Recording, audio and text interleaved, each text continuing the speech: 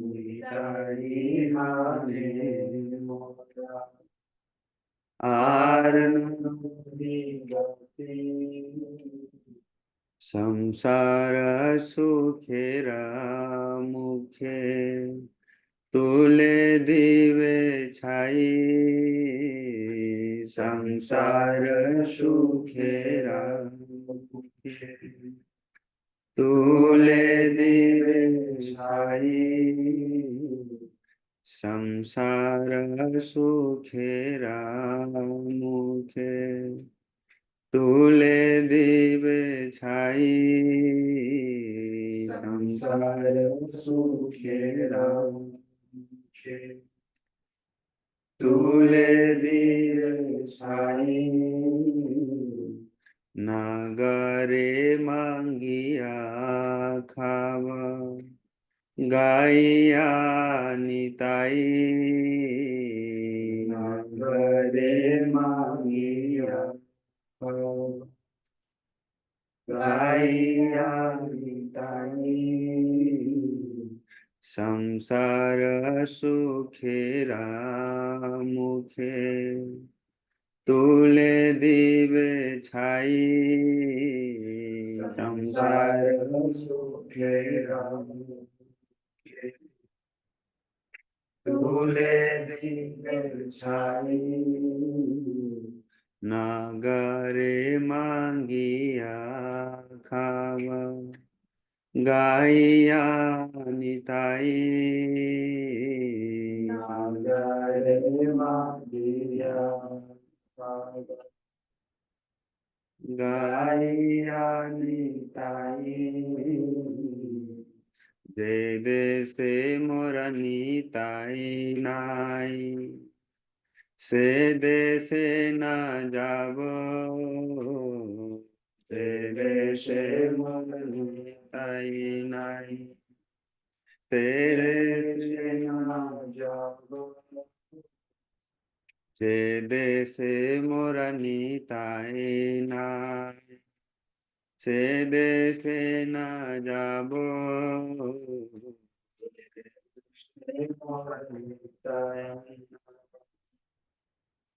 সে দেশে না যাব নিতাই বুকে জানা মুখ না হেরিব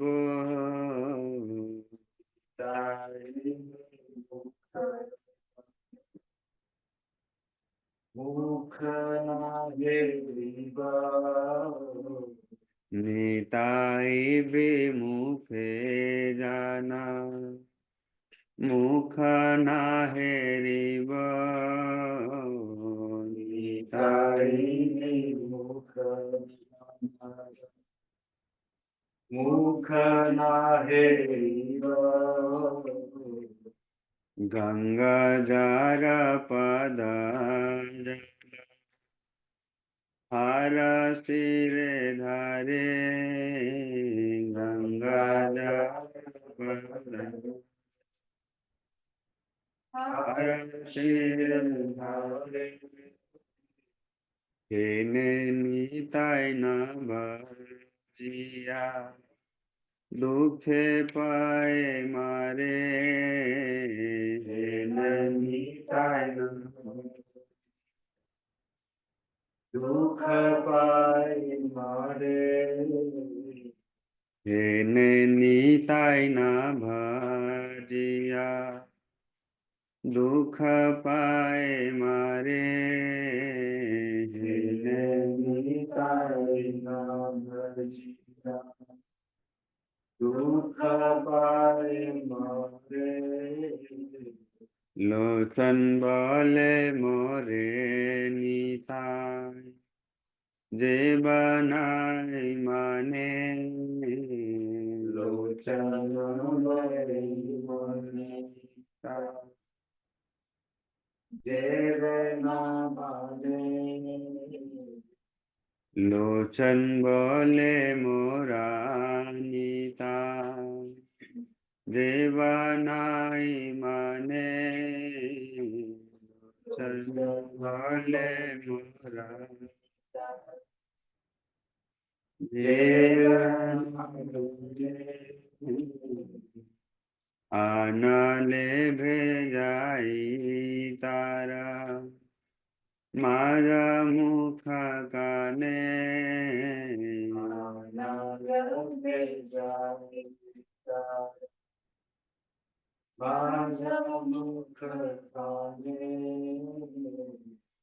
आनाले भेजाई तारा माझा मुख माने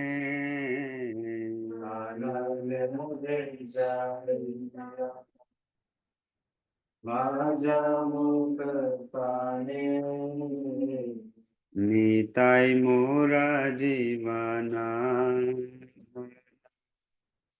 निताई मोरा जाति निताई मोरा जीवा निताई मोरा जाति निताई मोरा जीवना निताई मोरा जाति निताई मोरा जीवना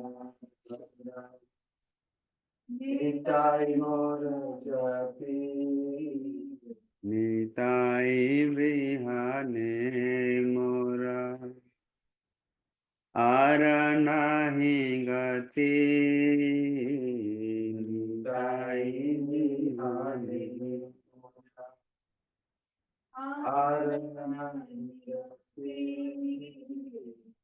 हरे कृष्णा कृष्णा कृष्णा हरे हरे हरे रामा राम राम हरे हरे कृष्णा वंदे कृष्णा कृष्णा कृष्णा हरे हरे हरे राम राम राम हरे हरे कृष्णा कृष्णा कृष्णा हरे हरे हरे राम राम राम हरे हरे हरे कृष्णा कृष्णा कृष्णा हरे हरे हरे राम राम राम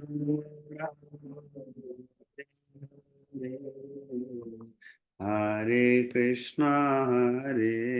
कृष्णा कृष्णा कृष्णा हरे हरे हरे राम राम राम हरे हरे कृष्णा कृष्णा कृष्णा कृष्णा हरे हरे हरे राम राम राम हरे हरे हरे कृष्णा। तो आप सब लोगों का स्वागत है आज के क्लास में, लेकिन उनका ही स्वागत होगा जिन्होंने वीडियो बंद किया है, ऑन किया है, बंद किया है, उनका ज्यादा स्वागत करेंगे। अब तो पहले हम ये भजन के बारे में थोड़ा सा पढ़ लेते हैं। ये भजन क्या है? ऐसे ही आज के विषय वस्तु से ज्यादा तो नहीं है रिलेटेड, इन कुछ दिन पहले इसको पढ़ा था तो गा लिया। हालांकि आज हम लोग पढ़ रहे हैं ऐसा भागवतम तीसरा स्कंद और 26 अध्याय, श्लोक संख्या मैंने लिया था पिछली क्लास में 15 तक, ऐसे कुछ हुआ होगा, 15, 16, 14 ऐसे कुछ, मतलब ध्यान आ रहा है। 15 तक हो गया था प्रभु जी। ओके, ठीक है। तो ये भजन पहले हम लोग कर लेते हैं चर्चा कि ये भजन है क्या। आप लोगों ने सुना ध्यान पूर्वक। नीताई मोरा जीवन धना, नीताई मोरा जाति। निताई नित्यानंद प्रभु, ये भजन लिखा है लोचन दास ठाकुर जी ने।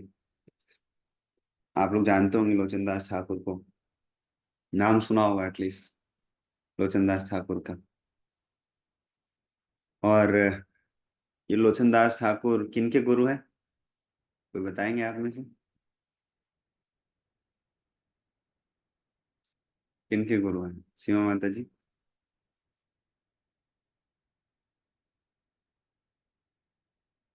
आप माइक खोल नहीं पा रहे हो, अब खोल सकते हैं, आप बताइए।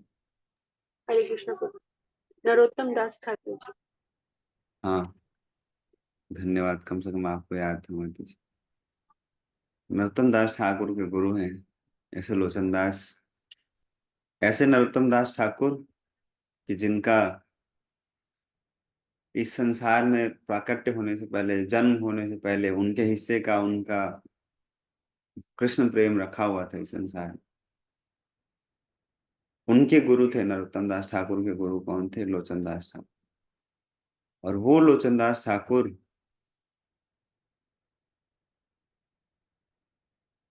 वो लोचन दास ठाकुर के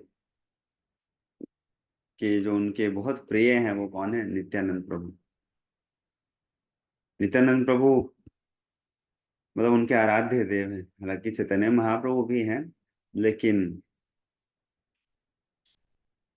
नित्यानंद प्रभु से बड़ा प्रेम करते थे लोचन दास ठाकुर। और उनके गुणगान में उन्होंने बड़ा सारा भजन लिखा है, बहुत सारा भजन लिखा है।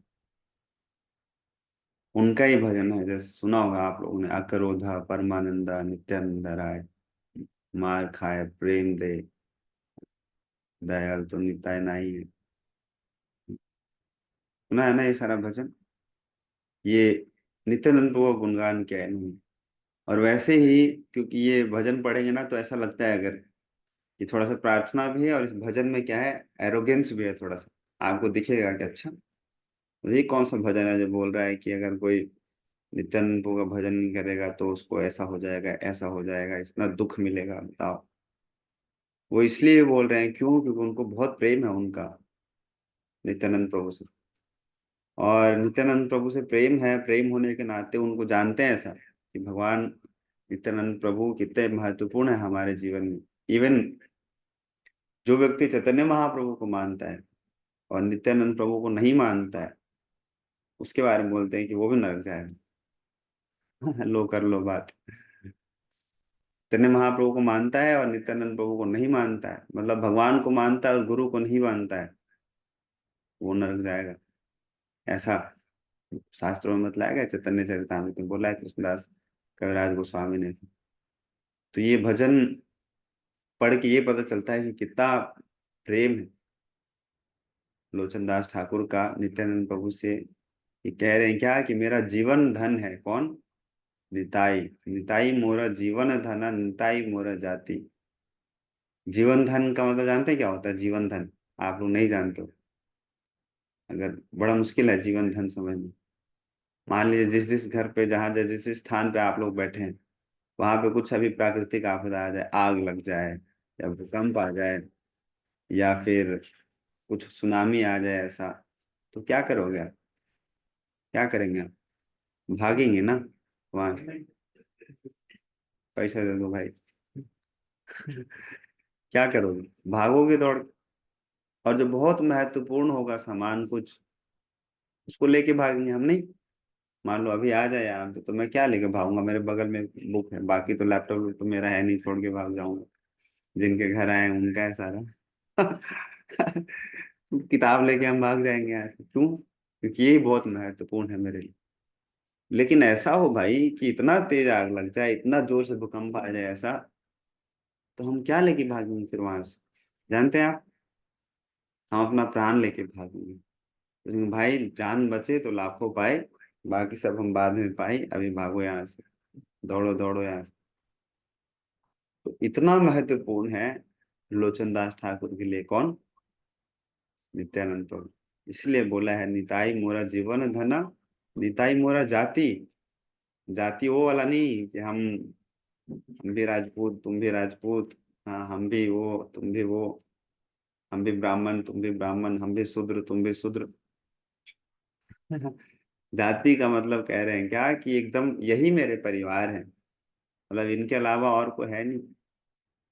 आगे भजन में क्या था? निताई बिहाने मोरा आर नहीं गति। मतलब अगर इनको छोड़ दे, हम निताई को, नित्यानंद प्रभु को अगर छोड़ दे, उनको अगर भूल जाए अगर, बिहाने मतलब क्या होता है बिहाने? ओ, मतलब यही होता है कि अगर उनको छोड़ दे, उनको भूल जाए, तो क्या है, मेरा और कोई गति है नहीं। मतलब तो जी के करेंगे क्या? नहीं कहते कि जैसे हम पढ़ते हैं, जन्माष्टमी में पढ़ा था हम लोगों ने, कृष्णा को पढ़ा था, तो गोपियों का क्या रियलाइजेशन था कि कृष्ण बिहाने मोरा आरा नहीं गति। तो प्रार्थना तो नहीं है ऐसा, लेकिन वैसा ही था उनका भाव।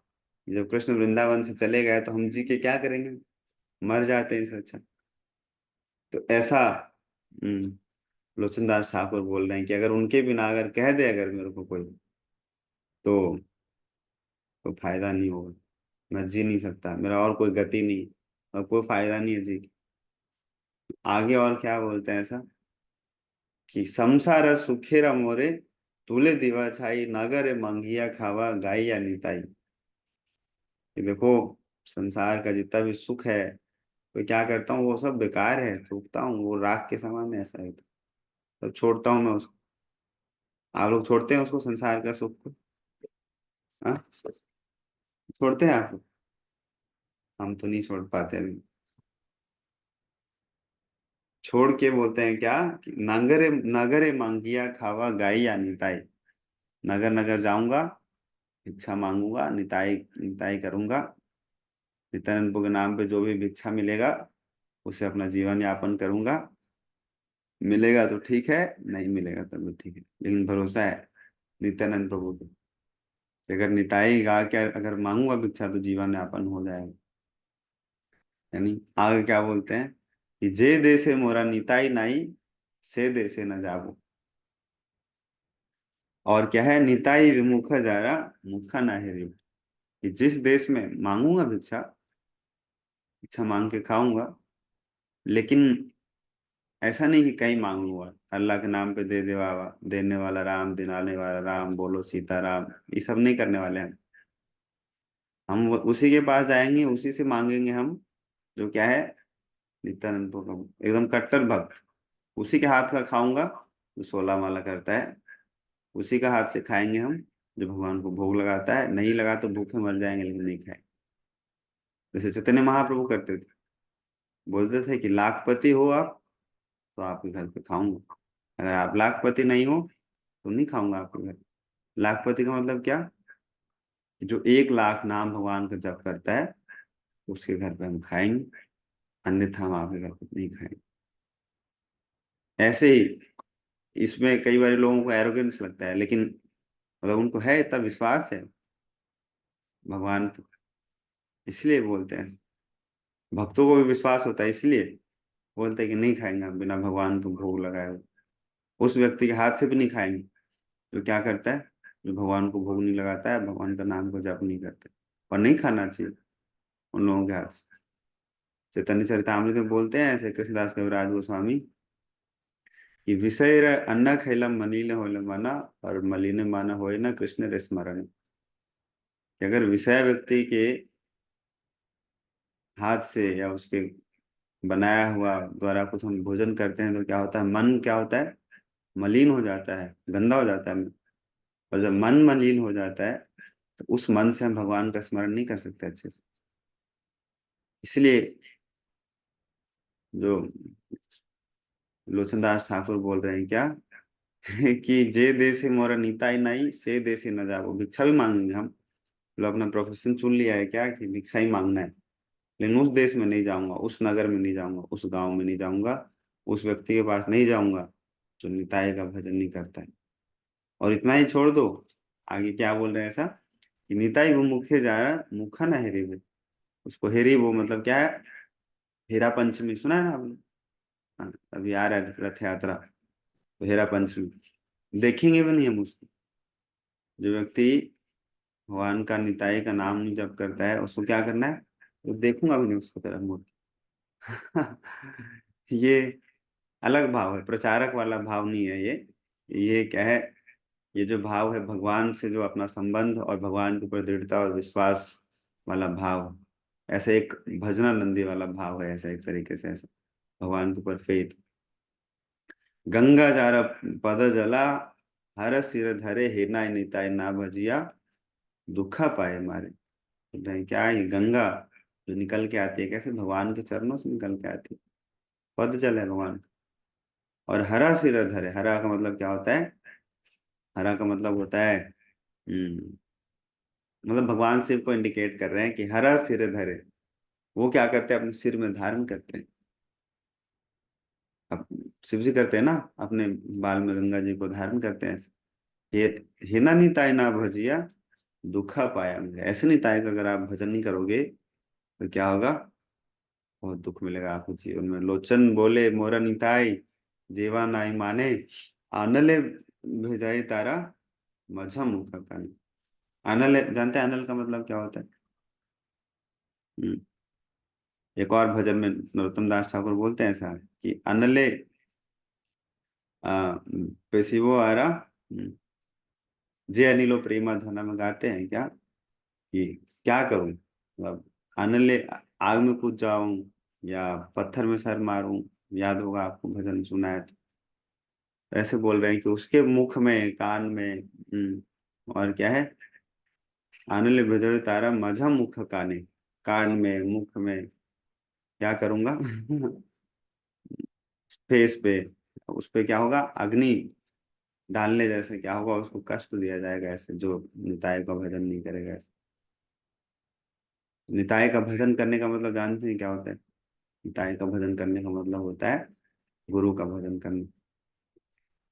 अगर जो व्यक्ति भगवान को मानता है और गुरु को नहीं मानता है, वो क्या है, कभी नहीं भगवान को प्राप्त कर सकता, संभव ही नहीं, कभी प्राप्त नहीं कर सकता है। क्यों? क्योंकि नित्यानंद प्रभु महाप्रभु ने खुद बोला है ऐसा। महाप्रभु ने बोला है कि अच्छा आप लोगों को याद होगा रघुनाथ दास गोस्वामी का पास में पढ़ते हैं हम लोग। रघुनाथ दास गोस्वामी क्या कर रहे थे, यही गलती कर रहे थे।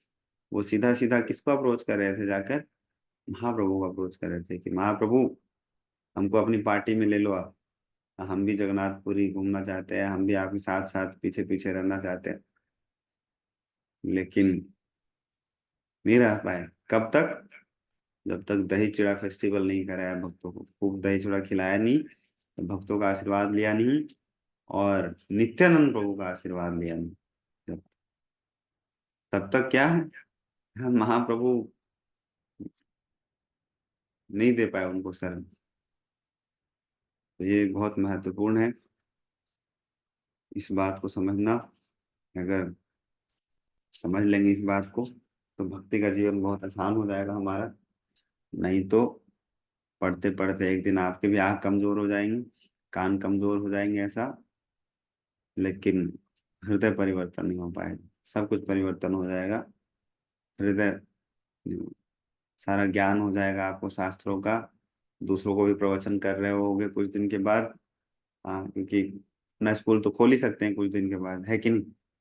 अब इतना पढ़ लिख लिया है तो स्कॉन में पढ़ा है तो अपना स्कॉन से नहीं मिलेगा परमिशन तो टिस्कॉन खोल लेंगे हम। नहीं होता है ऐसा हम टिस्कॉन चलाएंगे। हाँ, इंटरनेशनल नहीं तो कम से कम जिस्कॉन खोल लेंगे गुड़गांव। हाँ, इंटरनेशनल गुड़गांव सोसाइटी, उसको खोल लेंगे, अपना अपना अपना ज्ञान देंगे, बोलेंगे कि हमने भी बाल सफेद ऐसे थोड़े किया, गीता पढ़ा है, भागवत पढ़ा है, चैतन्य चरितामृत पढ़ा है, वैष्णव भजन भी पढ़ा है, सब कुछ पढ़ा है। अब प्रभु जी तो हमको देते नहीं मौका ज्ञान देने का, हमने अपना स्कूल अलग खोल लिया है। आइए यहाँ, लेकिन कोई फायदा होगा नहीं फिर।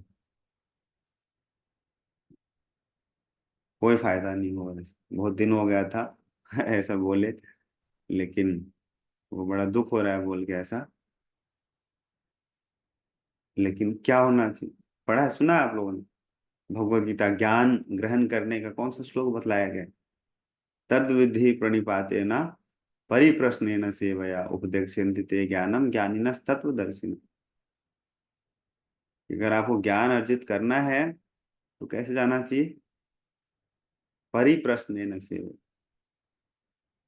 सेवा भाव से, फिर प्रश्न, फिर श्रवण। नहीं तो फिर जो ज्ञान सुनोगे अगर आप, तो यहाँ पे स्टोर हो जाएगा, यहाँ यहाँ स्टोर हो जाएगा। और यहाँ पे ज्यादा स्टोर होगा ना तो फिर ये खराब हो जाएगा। फिर आप जब सुखदेव गोस्वामी कथा सुना रहे थे परीक्षित महाराज को, तो पहले से कौन बैठे थे? सुखदेव गोस्वामी की परीक्षित महाराज? मैं नहीं बोल रहा हूँ कि मैं सुखदेव गोस्वामी हूँ लेकिन गलत अर्थ मत निकालिएगा आप लोग कि पीछे चर्चा चल रहा है कि अच्छा प्रभु जी क्या सोचते हैं अपना आप, सुखदेव गोस्वामी सोचते हैं क्या? हाँ? बहुत तेज बनने लगे हो क्या प्रभु जी? लेकिन विधि वही है। हम चाहे मूर्ख हों, लेकिन विधि वही है। कौन बैठा था पहले से? सुखदेव गोस्वामी बैठ के इंतजार कर रहे थे कि कब आएंगे परीक्षित महाराज हमारे। हम आतुर होकर बैठे हैं ऐसा। कौन बैठ? परीक्षित। परीक्षित महाराज इंतजार कर रहे थे। क्यों? हम्म, क्यों? क्योंकि बोला गया है कि जब तक विनम्रता नहीं होगा। कौन ऊपर बैठे थे, परीक्षित महाराज कि सुखदेव गोस्वामी? गोस्वामी, सुखदेव गोस्वामी। क्यों? शौक था। राजा थे भाई, वो तो बहुत बड़े व्यक्ति थे वो चाहते तब तो कुछ भी कर लेते ऐसे। ज्ञान तब अर्जित होता है जब तक आपके हृदय में विनम्रता हो। नहीं तो फिर वो नॉलेज रह जाता है। कई बार बताया मैंने, नॉलेज से जो विजडम में कन्वर्ट होता है ना, जो मशीन लगा है ना यहाँ पे, नॉलेज लेते हैं उसको विजडम में कन्वर्ट करना, उस मशीन को कहते हैं ह्यूमिलिटी। समझ गए? और उस ह्यूमिलिटी का सिंबल है ये सारा, कि जो सुनने वाला होता है वो नीचे बैठता है, जो सुनने वाला होता है वो पहले आता है। जो सुनने वाला होता है वो क्या करता है? सेवा भाव से प्रश्न पूछता है, परि प्रश्न है न सेवा। नहीं तो फिर ऐसे लोगों का कोई नागति कुतोपि सुनो। हाँ, पढ़ते हैं हम लोग, सो रोज गाते हैं ना सुबह सुबह। कोई उसका गति नहीं, कोई फायदा नहीं है रूटीन पूरा करने से। मैं समझता हूँ कि है सबका अपना अपना काम धंधा, काम का कुछ, लेकिन क्लास आपको इतना फैसिलिटी दिया गया है भाई कि घर पे बैठ के सुन सकते हैं, तो कम से कम बैठ के सुनिए। उल्लू मत बनाइए हम लोगों को ऐसा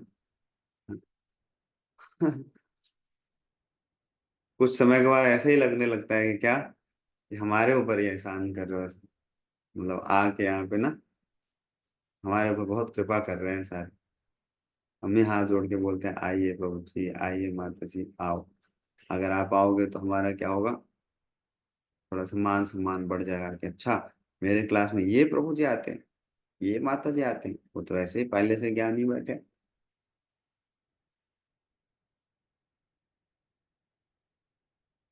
कैसे?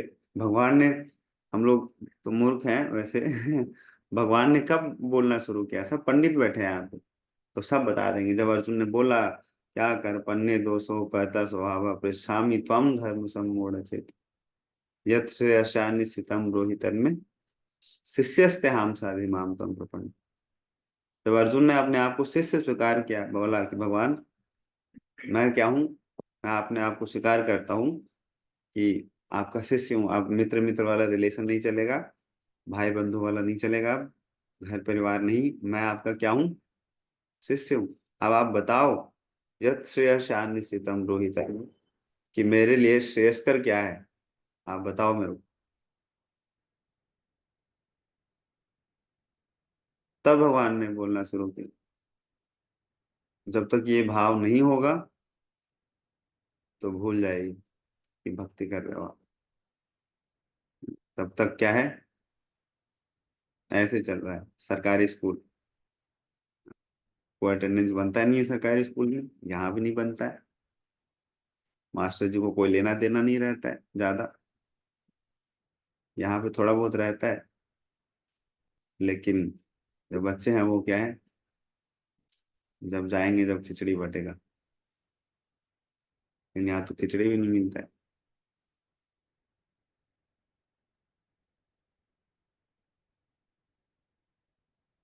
हर रोज का यही स्थिति है। बताओ।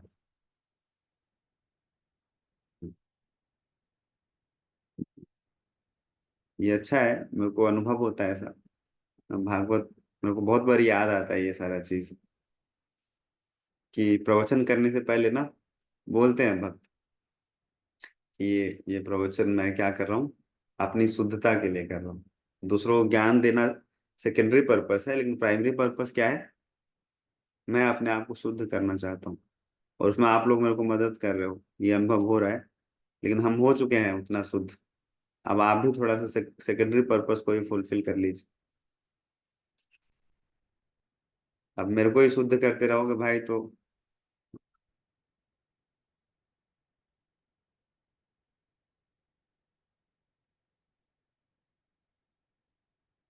चलिए आज पढ़ लेते हैं हम थोड़ा सा। अगर आप लोगों का इच्छा नहीं होगा तो बताइएगा, अगली क्लास से कुछ और उपाय कर लेंगे। आज पढ़ लेते हैं, आज इतना कुछ किया है, ताम झाम अरेंजमेंट इतना किया है, तो थोड़ा सा तो पढ़ेंगे। श्रीमद् भागवतम स्कंद 3 अध्याय 26 और श्लोक संख्या 16 से करना है ना? ठीक है।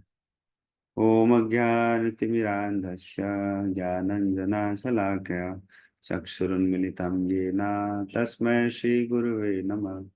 श्रीचैतन्यमनोभीष्टं स्थापितं येन भूतले स्वयं रूप कदा मह्यं ददाति स्वापदान्तिकम्।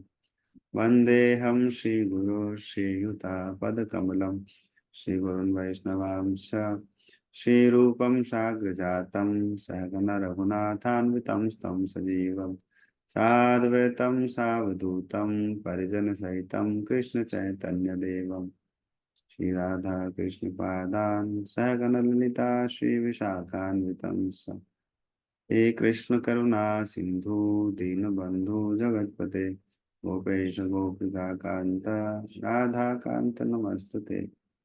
तप्त कांचन गौरांगी राधे वृंदावनीश्वरी वृषभानुसुते देवी प्रणमामि हरिप्रिये। वाञ्छाकल्पतरुभ्यश्च कृपा सिन्धुभैव च पतितानां पावनेभ्यो वैष्णवेभ्यो नमो नमः। जय श्री कृष्ण चैतन्य प्रभु Shri Advaita Gadadhar Shivasakti Gauranga Govinda Hare Krishna Krishna Krishna Hare Hare Rama Rama Rama Rama Hare Krishna Krishna आय भूतले श्रीमती भक्ति वेदांता स्वामिनिते नामिने नमस्ते सरस्वती देवे गौरवाणी प्रचारिणे निर्विशेष शून्यवादी पाश्चात्य देशतारिणे। हरे कृष्ण। तो चलिए, हम लोगों ने शायद, हमको याद है, प्रधान तत्व और महत्त्व, काल और ज्ञान इंद्रिया जन इंद्रिया, इन सब के बारे में हम पढ़ रहे थे, चर्चा कर रहे थे। ये पढ़ा हम लोगों ने, जहाँ तक मेरे को ध्यान आ रहा है, कि कैसे प्रधान तत्व, कैसे मूल तत्व है, जो प्रकृति का जो रचना के बारे में हम पढ़ते हैं, तो अनमैनिफेस्टेड फॉर्म जिसको बोलते हैं, तो उसमें से ही विस्तार होके सारा कुछ आता है। किस तरीके से जब भगवान सृष्टि शुरू करते हैं, फिर काल उसके बाद आता है, काल के बाद, काल के माध्यम से क्या करते हैं, भगवान दृष्टिपात करते हैं प्रधान तत्व के ऊपर। फिर कैसे महत तत्व के रूप में फिर वो उसका उपज होता है। फिर उसके बाद से जो एलिमेंट्स हैं बाकी सारे, वो आते हैं बाद में। धीरे धीरे आज आएगा ऐसे ये सारा कुछ, आज होपफुली तो हम पढ़ते हैं।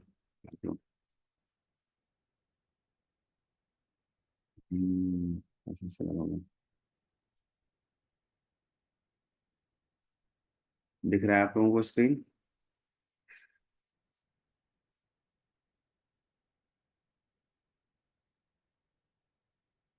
प्रभावं पौरुषं प्राहुः कालमेके यतो भयम् अहंकार विमूढ़स्य कर्तु प्रकृतिमीयुषः। ये जैसा लग रहा है कि भगवत गीता का एक श्लोक से सिमिलर श्लोक याद है ऐसे। यहाँ भगवत गीता में भगवान बोलते हैं कि कैसे जीवात्मा क्या करता है, अहंकार वश में आके अपने आप को क्या मानता है, कर्ता मानता है। अगर आप लोगों को ध्यान हो, भगवान बोलते हैं भगवत गीता में, प्रकृते क्रियमाणानि गुणे कर्माणि सर्वशः अहंकार मूढ़ात्मा कर्ता हमिति मन्यते। कि कैसे एक जो व्यक्ति जीवात्मा होता है, कैसे अहंकार के वश में आके ऐसे सोचता है कि आई एम डूअर, मैं करने वाला हूँ, अहंकार के वश में आके। हालांकि होता कैसे, प्रकृति क्रिया मानानी गुणे कर्माणि सर्वश। ये जो गुण है, प्रकृति के 3 गुण, उसके प्रभाव से कार्य संपन्न होता है ऐसे। लेकिन जीवात्मा क्या, अहंकार के वश में आकर, अहंकार विमूढ़ आत्मा, वो क्या सोचता है, कर्ता अहम इति मन्यते, मैं कर रहा हूँ कार्य ऐसा। ऐसा ही कुछ ये श्लोक में को सिमिलर ऐसा लग रहा है। तो पढ़ी, कौन पढ़ोगे? ब्रह्मेश्वर को पढ़ी।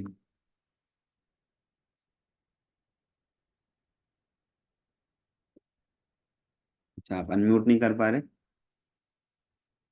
आप कर पाएंगे, आप बोलिए। हरे कृष्ण। पूर्ण पुरुषोत्तम भगवान का प्रभाव काल में अनुभव किया जाता है, क्योंकि यह भौतिक प्रकृति के संपर्क में आने वाले मोहित आत्मा के अहंकार के कारण मृत्यु का भय उत्पन्न करता है। तात्पर्य: जीव को मृत्यु का भय उसमें देहात्म बोध के कारण अहंकार की उत्पत्ति से होता है।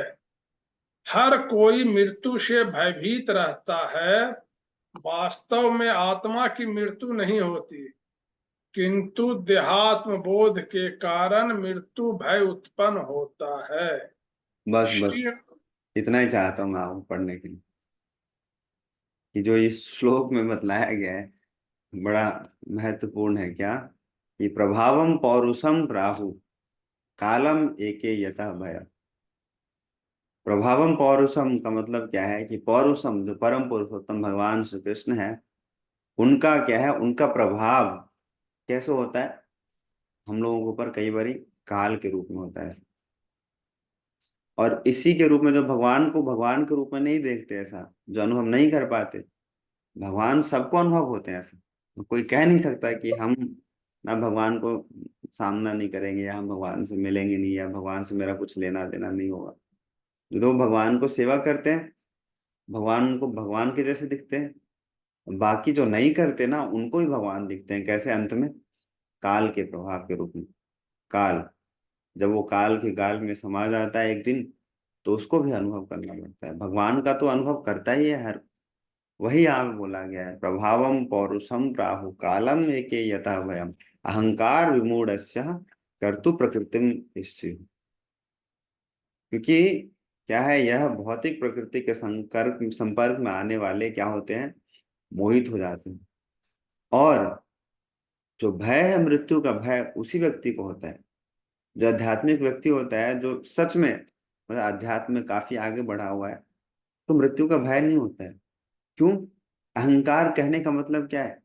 अहंकार का अगर सबसे सटल फॉर्म अगर आप देखोगे, अगर, तो हम अपने आप को जो शरीर मानते हैं, वही हमारा सबसे बड़ा अहंकार है। सबसे बड़ा अहंकार हम अपने आप को आइडेंटिफाई करते हैं कि मैं क्या हूं, मैं ये शरीर हूं। यहीं से क्या है, जब अपने आप को मान लेते हैं कि मैं ये शरीर हूं, तो भाई हमने तो देखा है, इस शरीर को तो एक न एक दिन मृत्यु होना है। कोई ये मरता है, कभी वो मरता है। इंसान को तो होता है भाई, जानवर को नहीं होता। जानवर को देखा होगा आप लोगों ने, अभी कुछ समय पहले आया है सब, ईद, बकरीद, होली, एक बकरे को उल्टा लटका देते हैं ऐसे, दूसरे बकरे को हरा घास खिलाते हैं, देखा है आप लोगों ने? और बड़ा चाव से खाता है, बड़ा प्रेम से, बहुत प्रेम से, उसको बुद्धि नहीं उतना। लेकिन हम लोगों को बहुत बुद्धि है, हम लोगों को डर होगा, भय होगा। हम लोगों को अगर उल्टा लटका दे एक दुकान में हमारे अड़ोसी पड़ोसी मित्र बंधु को, और हमको बगल में प्लेट में हम परोसे खूब रसमलाई गुलाब जामुन, तो हम लोग को इतना तो विश्वास है यहाँ पे तो आप में से कोई नहीं खाओगे बैठ के प्रेम से, भागने का प्रयास करेंगे, क्योंकि हम लोगों के पास इतना बुद्धि है। इसीलिए क्या होता है उसको भय होता है। तो मान लेते हैं कि मैं ये शरीर हूँ और मृत्यु होने वाला है एक दिन, सब मर रहे हैं एक न एक दिन, ऐसे ऐसे किसी न किसी कारण से, तो हमको भी मरना पड़ेगा, ऐसा सोचते हैं हम। क्यों? हालांकि हम मरते नहीं हैं, आत्मा अमर है, लेकिन क्योंकि हम अपने आप को आइडेंटिफाई करते हैं शरीर से, इसीलिए हमको डर होता है, भय होता है। इसीलिए बोला गया है कि संसार का सबसे बड़ा भय क्या है? मृत्यु है, संसार का बोला गया है। हालांकि है नहीं सबसे बड़ा भय, लेकिन संसार का सबसे बड़ा भय है, क्योंकि संसार कहने का मतलब ही है क्या, कि वहां पे अहंकार है। इस संसार में अहंकार, इस संसार का जो प्रवृत्ति किया गया है, जब निर्माण किया गया है, तो जो सबसे subtle element, earth water fire air ether, ये सब ग्रॉस है, इनसे भी सटल है मन, माइंड, बुद्धि, इंटेलिजेंस। और जो सबसे subtle of the subtlest form है वो क्या है? अहंकार। और उसका आवरण सबसे ज्यादा है। सब कुछ खत्म हो जाता है व्यक्ति का, सब कुछ, लेकिन अहंकार सबसे अंत तक जाता है, सबसे अंत तक। और इसको हटाना बहुत मुश्किल है संसार में रहते हुए। इसीलिए क्या है, बोला गया है कि संसार का सबसे बड़ा भय क्या है? मृत्यु। अगर मृत्यु से विजय प्राप्त करना मतलब क्या है? कि मतलब आप संसार से परे हो चुके हो। ये बड़ा महत्वपूर्ण है इस चीज को समझना हम लोगों को, क्या कि वास्तव में हम लोगों का मृत्यु होता नहीं, लेकिन देहात्म बुद्धि के कारण हम मानते हैं ऐसा, क्या हमारा मृत्यु होगा। चलिए आगे पढ़ते हैं ऐसा। हम्म।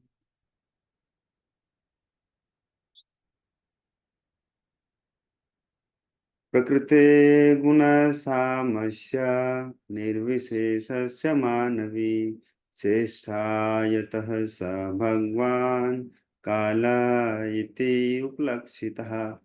हे स्वयंभू पुत्री, हे स्वयंभू पुत्री, हे माता, जैसा कि मैंने बतलाया, काल ही श्री भगवान है, जिससे उदासीन संभाव एवं अप्रकट प्रकृति के गतिमान होने से सृष्टि प्रारंभ होती है।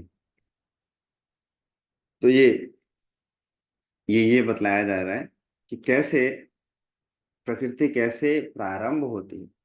अभी तक क्या है, प्रकृति प्रारंभ नहीं हुआ है, जब तक जहां तक बतलाया गया है कि प्रधान तत्व है, जो सबसे बिगनिंग वाला एलिमेंट है, वो क्या है, अनमैनिफेस्टेड फॉर्म में होता है।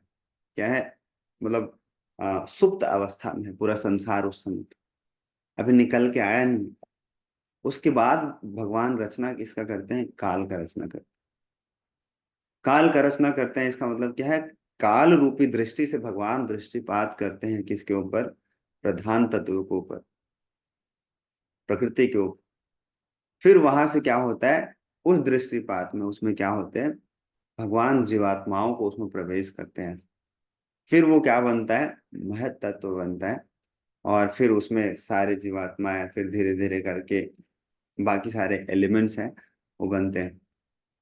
तो आगे पढ़ते हैं ऐसा कुछ और श्लोक। अंत पुरुष रूपेण काल रूपेण यो वही सम समन्वेति एष सत्त्वानां भगवान आत्म मायया। पढ़ेंगे? ब्रह्मेश्वर प्रभु, ब्रह्मेश्वर प्रभु ने पढ़ा, सतपाल प्रभु आप पढ़िए, ब्रिगेडियर प्रभु। पूर्ण पुरुषोत्तम भगवान अपनी शक्तियों का प्रदर्शन करते हुए अपने आप को भीतर से परमात्मा रूप में और बाहर काल रूप में रखकर विभिन्न तत्वों का समन्वय करते हैं। थोड़ा ऊपर थोड़ा करिएगा। सा, हाँ, तात्पर्य थोड़ा सा पढ़िए फर्स्ट पैरा। यहाँ पर यह कहा गया है कि हृदय के भीतर भगवान परमात्मा रूप में निवास करते हैं। भगवत गीता में भी इसी अवस्था का वर्णन हुआ है। परमात्मा व्यष्टि आत्मा के ही निकट निवास करता है और साक्षी रूप में कार्य करता है। वैदिक साहित्य में अत्यंत भी इसकी पुष्टि की गई है। दो पक्षी शरीर रूपी एक ही वृक्ष पर बैठे हैं, एक साक्षी स्वरूप है और दूसरा, थोड़ा प्रभु जी ऊपर। हाँ, मैं बताया था। ये इसलिए पढ़वा रहा था, भगवत गीता में आता है ऐसा एक श्लोक कि क्या है, आत्मा परमात्मा दोनों एक वृक्ष के डाल पे ऐसे बैठे हुए दो पंछी के समान है, जो क्या करता है, एक कार्य करता है और दूसरा क्या करता है, उसका साक्षी बनता है, वो देखता है, उसको अनुमति देता है। उपदृष्टा अनुमंता चा भर्ता भोक्ता, याद है आप लोगों को? भगवान बोलते हैं कि है परमात्मा यहाँ निवास करते हैं अंदर, आत्मा भी है अंदर, जीवात्मा भी है, परमात्मा भी है। इच्छा करने वाला कौन होता है? आत्मा होता है। लेकिन उस इच्छा को पूर्ति करने वाले कौन होते हैं? परमात्मा होते हैं। वो बस प्रेसिडेंट के जैसे होते हैं अंदर बैठे। भारत में जैसा प्रेसिडेंट होता है, क्या इच्छा करता है प्राइम मिनिस्टर, उसके बाद भेजता है चिट्ठी, बेचारे को साइन करना पड़ता है। वो क्या करेगा? एक बार मना करेगा, दो बार मना करेगा, तीसरी बार मना कर नहीं पाएगा। वो पार्टी है अपना, वो करा लेगा साइन। परमात्मा का यही ड्यूटी है हमारे पास।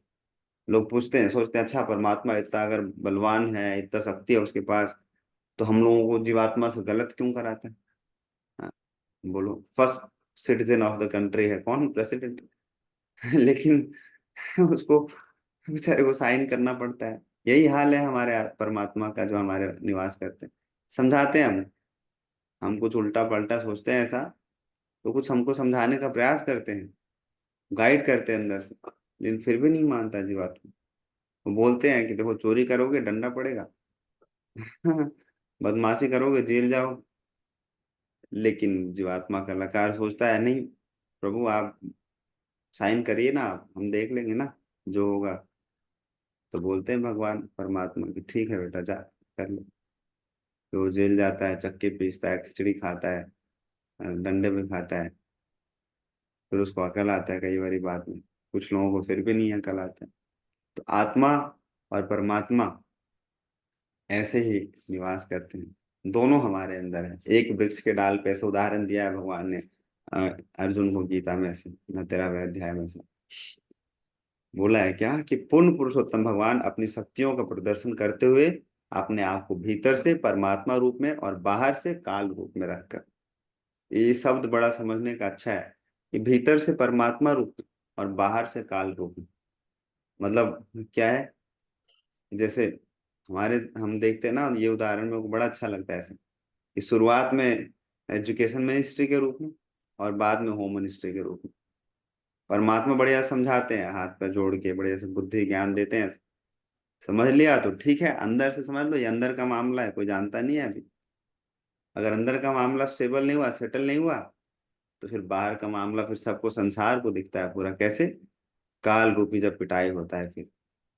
जब एजुकेशन मिनिस्ट्री ने आपको ज्ञान दिया, बुद्धि दिया, संस्कार दिया, तो मान गए तो बहुत अच्छा है, नहीं माने तो फिर होम मिनिस्ट्री वाला डंडा आएगा, तो फिर आपको समझना पड़ेगा। तो ऐसे है आत्मा और परमात्मा। अंदर से कैसे देते हैं, अंदर से किस तरीके से, परमात्मा के रूप में, और बाहर से काल रूप, काल के तरीके से। और काल का सामना तो करना पड़ता है, इस संसार में है तो हमको सामना करना पड़ेगा, हम उसे बच सकते ही नहीं है ऐसे काल से। तो ये काल आया है अभी कब? प्रधान तत्व के बाद। देखिए, अभी जो विषय चल रहा है, विषय वस्तु चल रहा है ऐसा, तो ये बड़ा अच्छा है। दो तरीके से मेरे को बहुत अच्छा लगता है। एक तो पहला, जिसका इंटरेस्ट है सच में, इसमें सृष्टि में है इंटरेस्ट, तो उसको ये समझने को मिलेगा, क्रोनोलॉजी समझने को मिलेगा, कैसे कैसे आया, किसके बाद क्या आया। उसको नहीं भी समझ आता है ना, तो कम से कम इतना बीच बीच में बहुत सारे लेसन्स, बहुत सारे लर्निंग्स मिलते जाएंगे ऐसे, तो टेंशन लेने का तो वैसे भी नहीं है ऐसे। तो चलिए, मैं आपको फिर से अगला श्लोक पढ़ाता हूँ। देवाच्छोभित धर्मिण्याम स्वाययाम योनो पर पुमान आधतवीर्यं सासूत महतत्वा हिरण्ययम्। पढ़ेंगे? पवन प्रभु पढ़ो, जोर से पढ़िए। हरे कृष्णा प्रभु जी, दंडवत प्रणाम।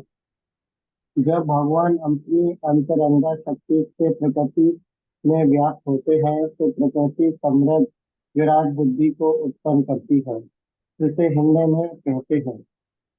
यह तब घटित होता है जब प्रकृति बद्ध जीवों के गंतव्य द्वारा शुद्ध की जाती है। पढ़िए, थोड़ा सा तात्पर्य पढ़िए इसका। भगवद गीता 14:3 में प्रकृति के इस गर्भाधान का वर्णन है। प्रकृति का मुख्य कारक वह तत्व या समस्त विविधताओं के प्रजनन का स्रोत है। प्रकृति का यह अंश जो प्रधान के साथ ही ब्रह्म भी कहलाता है, इसमें श्री भगवान द्वारा वीर्य स्थापित गर्भाधान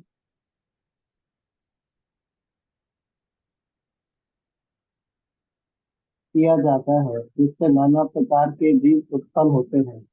इस प्रसंग में प्रकृति को ब्रह्म कहा गया है, क्योंकि यह आध्यात्मिक प्रकृति का विकृत प्रतिबिंब है। बस इतना ही पढ़ना चाहता था आपको। इस श्लोक में आगे का वर्णन किया गया है कि जब भगवान क्या करते हैं अपनी अतरंगा शक्ति से, ये समझना बड़ा महत्वपूर्ण है। बहिरंगा शक्ति अलग है, बहिरंगा शक्ति क्या है? प्रकृति है। लेकिन क्या करते हैं भगवान? अतरंगा शक्ति से बहिरंगा शक्ति में व्याप्त होते हैं। बहिरंगा शक्ति कहने का मतलब जो प्रकृति है यहाँ पे, जो अभी तक प्रधान तत्व था, प्रधान तत्व और काल का हो चुका है सृष्टि, तो क्या करते हैं भगवान उसमें? कैसे करते हैं? प्रविष्ट करते हैं भगवान। कैसे? काल की सहायता से। तो प्रकृति क्या करती है? उसका गर्भाधान संस्कार हो जाता है। तो प्रकृति समग्र विराट बुद्धि को उत्पन्न करती है, जिसे क्या कहते हैं? हिरण्यमय कहते हैं उसको। एक तरीके से महत तत्व का रूप होता है। फिर वो यह तब घटित होता है जब प्रकृति बद्ध जीवात्माओं के गंतव्यों द्वारा क्षुब्ध की जाती है। और इसी समय पे, इस तात्पर्य में प्रभुपाद जी ने लिखा होगा, इसमें मेरे को जहां तक ध्यान आ रहा है, इसी समय क्या होता है, जो जीवात्माएं, जो प्रलय होता है, प्रलय में क्या होते हैं? सारे जीवात्मा जो मुक्त हो जाते हैं वो चले जाते हैं भगवान के धाम। जो मुक्त नहीं हो पाते, इस संसार में 14 लोक में से कहीं से भी रहते हैं, फिर वो सुप्त अवस्था में आ जाते हैं। मतलब हमारा आइडेंटिटी तो रहता है, लेकिन हम दिखते नहीं है उस समय पे बाहर संसार में। ऐसा नहीं है कि नहीं होता, जैसे अंडरग्राउंड हो जाते हैं ना कई बार लोग, अगर उसके नाम का बहुत सारा वारंट निकल गया है तो अंडरग्राउंड हो जाते हैं। इसका मतलब ये नहीं कि उसका आइडेंटिटी खत्म हो गया, वो है जहाँ है, वो अपना आइडेंटिटी लेकर रह रहा है, लेकिन वो क्या है, अभी वो मैनिफेस्ट नहीं हो रहा है संसार के लिए। यही स्थिति होता है उस समय जब प्रलय होता है, जब महाप्रलय होता है। तो संसार के सारे जीवात्मा क्या होते हैं? वो सुप्त अवस्था में आ जाते हैं। और यही वो समय होता है, फिर वो क्या होते हैं? दोबारा से प्रकृति में वो प्रवेश करते हैं ऐसा। और जब दोबारा से प्रकृति में प्रवेश करते हैं ऐसा, तो आगे 1-2 अध्याय में और अगले अध्याय में होपफुली ऐसा आना चाहिए कि जब बतलाया जाता है कि जीवात्मा किस तरीके से माँ के गर्भ में कैसे कैसे करके डेवलपमेंट होता है। फर्स्ट डे में क्या होता है, सेकंड डे में क्या होता है, फर्स्ट वीक में क्या होता है, सेकंड वीक में क्या होता है, उसी तरीके से इसमें भी डेवलपमेंट होता है। जैसे एक जीवात्मा का डेवलपमेंट अपनी माँ के गर्भ में होता है, ये भी एक बहुत बड़ा यूनिवर्सल गर्भ है प्रकृति का। उसमें क्या होता है? अलग अलग जो इंद्रियां हैं, अलग अलग जो तन मात्राएं हैं, उनका डेवलपमेंट होता है धीरे धीरे करके, एक एक करके ऐसा। एक एक करके क्या होता है? डेवलपमेंट होता है ऐसा। तो आगे और पढ़ते हैं हम। प्रभु जी, इसमें कोई ऐसा इंपॉर्टेंस है कि महत्व तत्व शब्द छोड़ के प्रकृति पे आ गए हम? नहीं, महत्व आएगा, अभी अभी थोड़ा सा सब्र करिए, इसमें आएगा आगे श्लोक, इसी श्लोक में आ गया। प्रकृति उसी को बोला गया है। या पढ़िए इसको, कौन पढ़ोगे? उर्मी माता जी पढ़िए। हरे कृष्णा प्रभु जी। इसका तात्पर्य आगे पढ़ना है प्रभु जी? ये दूसरा श्लोक है, इसका अनुवाद पढ़िए आप। अच्छा ठीक है प्रभु जी। इस प्रकार तेजस्वी महत तत्व जिसके अंदर संपूर्ण ब्रह्मांड समाया हुआ है, जो समस्त दृश्य जगत का मूल है और जो प्रलय के समय भी नष्ट नहीं होता, बल्कि अपनी विविधता प्रकट करके उस अंधकार को निकल जाता है जिसने प्रलय के समय तेज को ढक लिया था। आगे पढ़ना प्रभु हाँ जी। पढ़िए, तात्पर्य पढ़ो। क्योंकि पूर्ण पुरुषोत्तम भगवान सर्वव्यापी, सर्वथा आनंदमय तथा ज्ञान से परिपूर्ण है, अतः उनकी विभिन्न शक्तियां सुषुप्त अवस्था में भी सदैव विद्यमान रहती हैं। अतः जब महत तत्व की उत्पत्ति की गई तो इससे भौतिक अहंकार उत्पन्न हुआ और इसने दृश्य जगत में व्याप्त प्रलयकालीन अंधकार को निगल लिया। इस विचार की और भी व्याख्या की जा सकती है। रात्रि काल में मनुष्य रात्रि के अंधकार से आवृत होकर निष्क्रिय रहता है, किंतु जब प्रातः काल उसे जगाया जाता है तो रात्रि का आवरण या सुषुप्त अवस्था की विस्मृति लुप्त हो जाती है। इसी प्रकार जब प्रलयकालीन रात्रि के पश्चात महत तत्व प्रकट होता है तो तेज प्रकट होता है, जिससे इस भौतिक जग की विविधता दृष्टिगोचर होती है। हरे कृष्ण। हरे कृष्ण। क्या होता है इस प्रकार, क्या होता है अभी जैसे बतलाया गया कि जब गर्भदान किया जाता है, भगवान जब करते हैं दृष्टिपात के रूप से, तब क्या होता है, तेजस्वी महतत्व प्रकट होता है, महतत्व। और यहां से फर्दर आके सारे ब्रह्मांड बनते हैं, क्योंकि उसी में सारा ब्रह्मांड क्या है, समाया हुआ है। तो हम बोलते हैं क्यों, क्योंकि ये प्रकृति का ओरिजिन ही हो रहा है, नेचर का, इस मटेरियल वर्ल्ड का। जो बोला गया है कि पूरे जितना भी लोक है, जितना भी संसार है, जितना भी ब्रह्मांड है, ये उसका वर्णन हो रहा है यहाँ पे। अभी इसके पहले क्या है, सारा महाप्रलय हो गया, सब कुछ खत्म हो गया, सारा कुछ समाप्त हो गया, उसके बाद का ये शुरुआत बतलाया गया। तो यहां से क्या होता है, शुरुआत होता है, बतलाया गया क्या, जो समस्त दृश्य जगत का मूल है और जो प्रलय के समय भी नष्ट नहीं होता, अपनी विविधता प्रकट करके उस अंधकार को निकल जाता है। इसने प्रलय के तेज के समय तेज को ढक लिया है।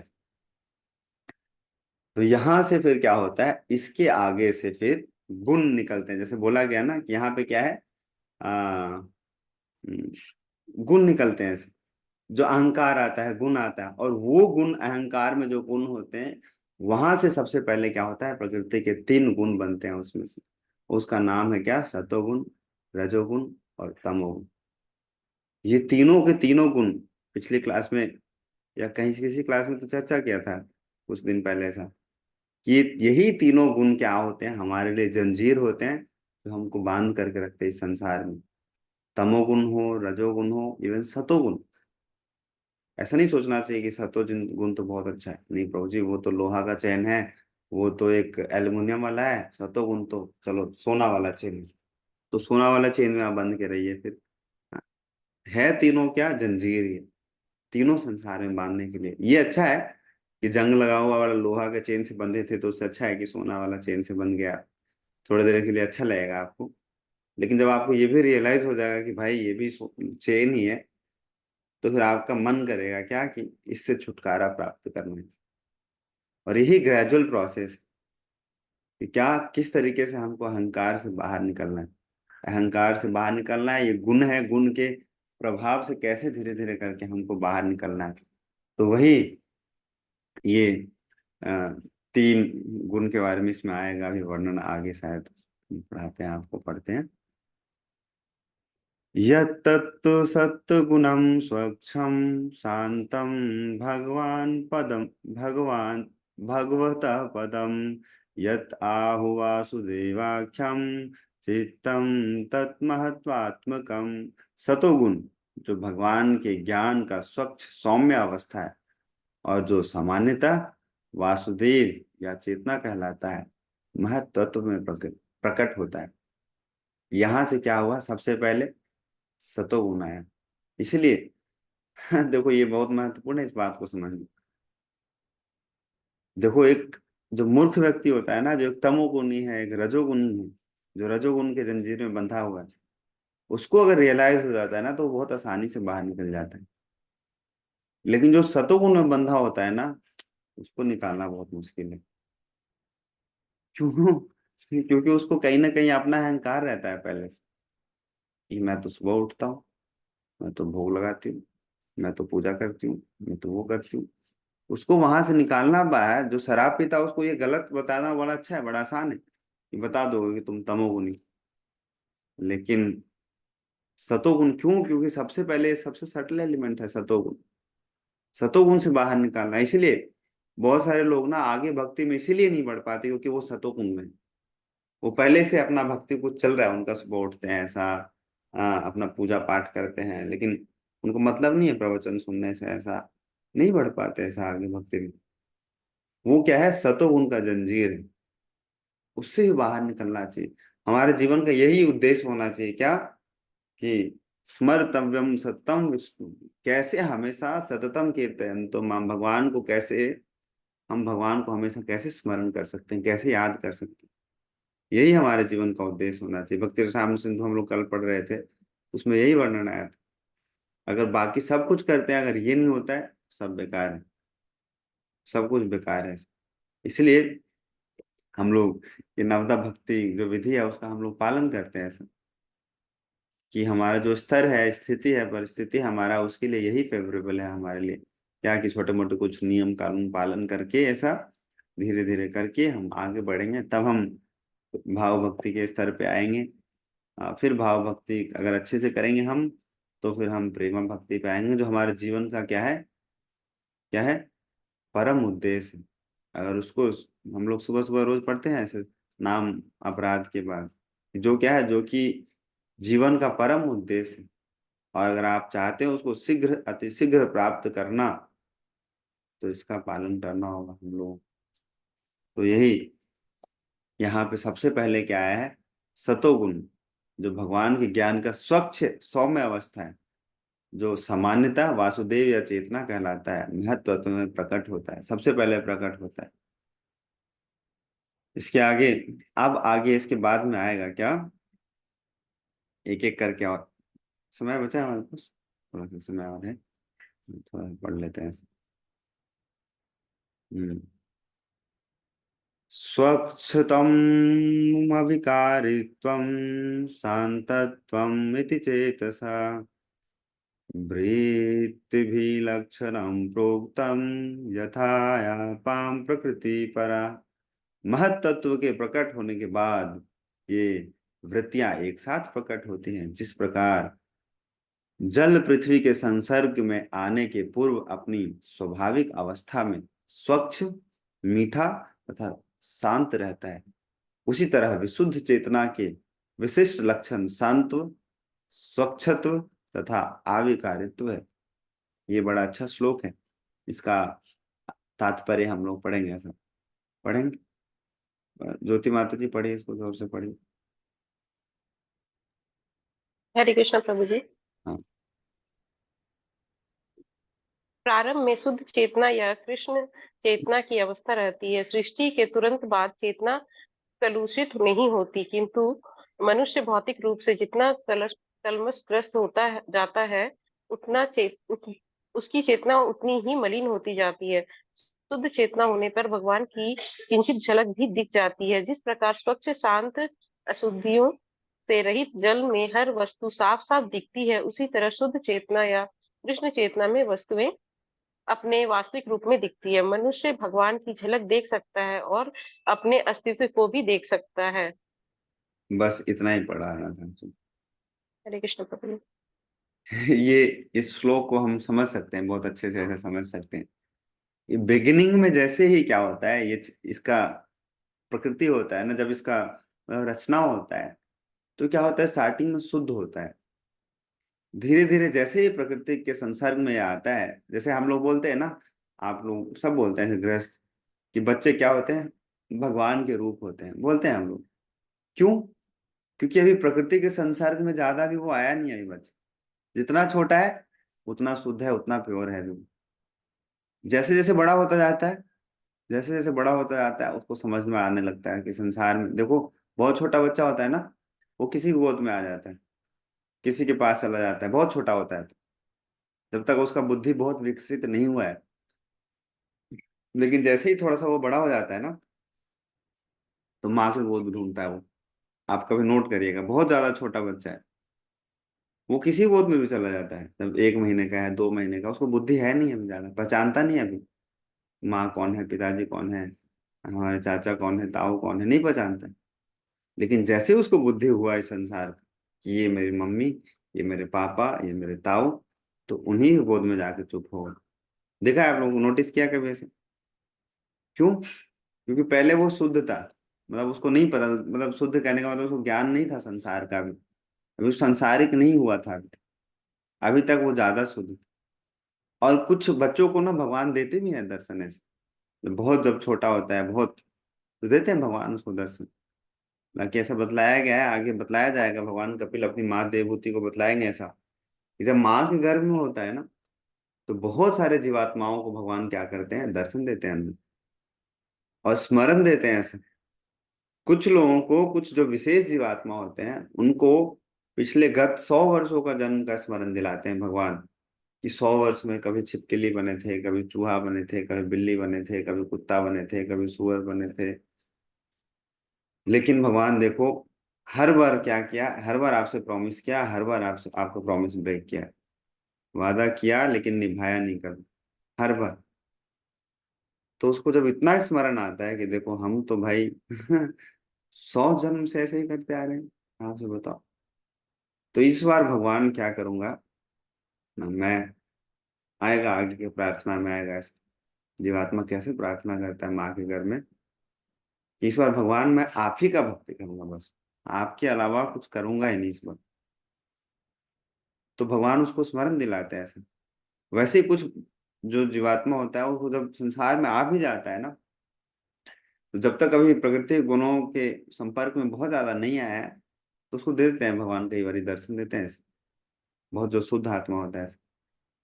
लेकिन जैसे जैसे धीरे धीरे होता जाता है प्रकृति गुणों में, उसका बुद्धि देखिए, बच्चा स्टार्टिंग में उसको सिखाना पड़ता है कि देखो ये तुम्हारे मम्मी है, ये तुम्हारे पिताजी हैं, इनके साथ ऐसे करना है, माँ सिखाती है उसको, संसारिक बुद्धि देती है माता, नहीं देती है उसको। तो पहले वो सबको बराबर ही समझता है ऐसा, सबको बराबर समझता है छोटा बच्चा। तो उसको सिखाया जाता है देखो ये तुम्हारा भाई है, ये तुम्हारा बहन है, ये तुम्हारे चाचा है, ये तुम्हारे पिताजी है, तुम्हारी माँ है। तो फिर वो समझने लगता है, अच्छा मतलब जो बोला जा रहा है कि तुम्हारा है जो अपना है उसके साथ ऐसे ट्रीट करना है, जो अपना नहीं है उसके साथ ऐसे ट्रीट करना है। अगर आप देखिए, जिस बच्चे को ऐसा बुद्धि नहीं दिया जाता है ना, उसको, उसके पास ये सब नहीं होता, ये बुद्धि नहीं होता ऐसा कभी अपना पराया। जो बचपन से ही, हाँ आप, याद नहीं आ रहा है, किसी एक बच्चे का हम पढ़ते हैं ऐसे, हमारे शास्त्रों में आता है, तो जन्म ही हुआ क्या, जंगल में से जन्म हुआ। मतलब ऑब्वियसली माँ ने जन्म दिया, छोड़ के चली गई ऐसे, गंगा नदी के किनारे ऐसे छोड़, तो उसको ऋषि मुनियों ने पाल लिया ऐसा, उसको ये शिक्षा ही नहीं दिया ऐसा कि कौन तुम्हारे माता है, कौन तुम्हारे पिता है। तो सबको क्या करते थे ऐसे, भाई बंधु के नाम नहीं याद आ रहा मेरे को ऐसा, सबको ऐसे ही देखते थे कि सब क्या है, वासुदेव कुटुंबकम। नहीं तो हम कहने के लिए ये सिद्धांत है, हम कहाँ कर पाते हैं वासुदेव कुटुंबकम। तो ये ऐसे ही होता है क्या कि प्रकृति के जैसे हम संपर्क में आते हैं धीरे धीरे करके। तो ये बहुत बड़ा श्लोक है, हम नहीं पढ़ते, सीधा अनुवाद पढ़ते हैं सब, पढ़िए, पढ़ो दोस्त, यही सब अपना अनुभव नहीं करना। महत तत्व से अहंकार उत्पन्न होता है, जो भगवान की निजी शक्ति से उद्भूत है। अहंकार में मुख्य रूप से 3 प्रकार की क्रिया शक्तियां होती हैं, सत्व, रज तथा तम। इन्हीं 3 प्रकार के अहंकार से मन, ज्ञानेंद्रियां, कर्मेंद्रियां तथा स्थूल तत्व उत्पन्न हुए। इसमें लगभग लगभग सारा वर्णन कर दिया इस श्लोक तक, हालांकि आगे विस्तार होना चाहिए इसका, लेकिन यहाँ तक पूरा वर्णन कर दिया कि देखो महत्व तत्व से, याद रखिएगा प्रधान से, काल के बाद फिर प्रधान तत्व के बाद जब दोनों का संपर्क हुआ तब महत तत्व आया। फिर यहाँ से अहंकार उत्पन्न होता है, अहंकार जिसके बारे में बताया गया, फिर गुण आते हैं प्रकृति के, जिसमें पिछले श्लोक में पढ़ा कि सत्वगुण आए, जो भगवान की निजी शक्ति से उद्भूत है। अहंकार में मुख्य रूप से 3 प्रकार की क्रिया शक्तियां होती है, जो क्या है, 3 गुण है जो कार्य करते हैं संसार में, इसके बारे में भगवान ने खूब बोला है। हाँ, भगवान भगवद गीता की एक अध्याय है क्या, 3 मोड्स ऑफ मटेरियल नेचर, उसके ऊपर वर्णन किया गया सारा डिटेल में। अब भगवान बताते हैं कि यही 3 गुण कार्य करते हैं। प्रकृति फैसिलिटेट करती है। भगवद गीता में पढ़ते हैं कि किसी भी कार्य संपन्न होने का 6 कारण होते हैं। हम मान लेते हैं ऐसा कि मैं कर रहा हूँ, लेकिन भगवद गीता में भगवान ने बताया है कि किसी भी कार्य को संपन्न होने के लिए 6 फैक्टर्स होते हैं, 6 कारक होते हैं, मतलब जो करने वाले हैं, उसमें से एक हम होते हैं। 5 और परमात्मा सैंक्शन करते हैं, प्रकृति उसको फैसिलिटी देती है। 3 गुण हैं जो, बाकी ऐसे 1-2 और होते हैं, वो सब सहायता करते हैं, तब जाकर क्या होता है, तो कोई एक कार्य संपन्न होता है। लेकिन क्रेडिट कौन लेना चाहता है पूरा का पूरा? हम नहीं किया, लेकिन हमारा उसमें शेयर कितना है? 1/6 है हमारा, बाकी 5/6 हमारा है नहीं। इसीलिए हमको अहंकार तो होना ही नहीं चाहिए किसी भी चीज का। इसीलिए बोला है प्रकृति क्रियामानानि गुणे कर्माणि च। प्रकृति और जो 3 गुण हैं वही कार्य करते हैं मुख्य रूप में, लेकिन अहंकार वश क्या करता है जीवात्मा, अपने आप को मान लेता है। अहंकार मूढ़ात्मा करता है, अहंकार वश मान लेता है कि मैं कर रहा हूँ, और इसी के कारण क्या होता है, वो मोह में पड़ता है। इसी कारण वो मोह में पड़ता है, और इसी कारण वो क्या करता है, फिर वो ये जो संसार है वहां फंस जाता है। सोचता है कि ये यहाँ पे मेरा क्या है, हमारा रंगमंच यही है, यही पे हमको सब कुछ करना है। तो इस श्लोक में ना सारा कुछ बताया हुआ, 3 गुण बतलाया गया, फिर उसके बाद बतलाया गया कैसे, फिर उसके बाद अहंकार आया, फिर कैसे ज्ञान इंद्रिया, कर्म इंद्रिया, स्थूल तत्व जो उत्पन्न हुए, ये सारा वर्णन है। आगे हम पढ़ते हैं, आगे वाले श्लोक में होना चाहिए सब वर्णन होगा, तो आप लोग ध्यान से सुनिएगा सब। पढ़ो। स्थूल तत्वों का स्रोत इंद्रियां तथा मन, ये ही 3 प्रकार के अहंकार उनसे अमिंद हैं, क्योंकि अहंकार ही उनका कारण है। यह संकर्षण के नाम से जाना जाता है, जो कि 1000 शिरों वाले साक्षात भगवान अनंत है। स्थूल तत्वों का स्रोत, स्थूल तत्वों का स्रोत इंद्रियां तथा मन, यही 3 प्रकार के अहंकार उनसे अंतिम है, क्योंकि अहंकार ही उनका कारण है। यह संकर्षण के नाम से जाना जाता है, जो कि 1000 सिरों वाले साक्षात भगवान अनंत है। ऐसे बोला गया है क्या कि जो मन है, जो हमारा अहंकार है, उनके अधिष्ट देव होते हैं।